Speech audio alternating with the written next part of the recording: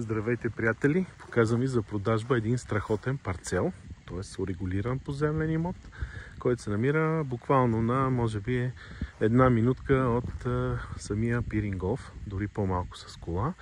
Намира се, може би, на 100 метра от главното шосе. Лежи на два пътя.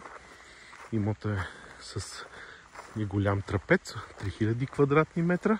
Ето тук виждаме единия път, на който лежи. И сега ще излезна на другия път да го покажа.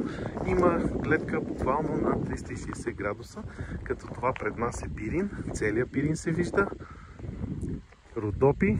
Ето това пред нас са Родопи. И Рила планина. Ето тук сме, се виждат предгорията на Рила. Тоест имота има гледка на 360 градуса, буквално, без да преувеличавам. Кое е интересното тук?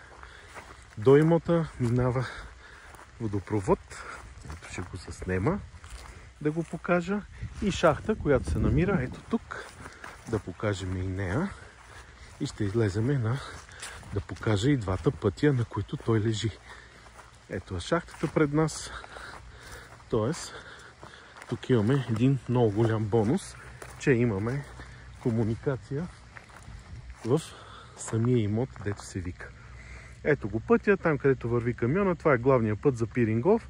Ако завиеме надясно, буквално няма и минутка, сме до Пирингов.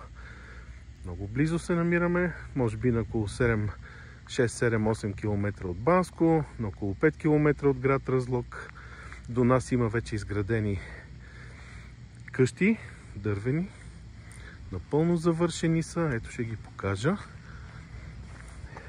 Така че мястото е много добре оформено. Скоро този голям път ще бъде асфалтиран, предполагам, в следващите няколко години. Така че ето го и другия път, на който лежи парцела. Тоест, ето двата пътя, на които лежи имот. В момента се намирам на ъгъла. Имаме вода и канализация. Точно 3001 квадратни метра. За повече информация ще оставя моите данни на линка под това видео.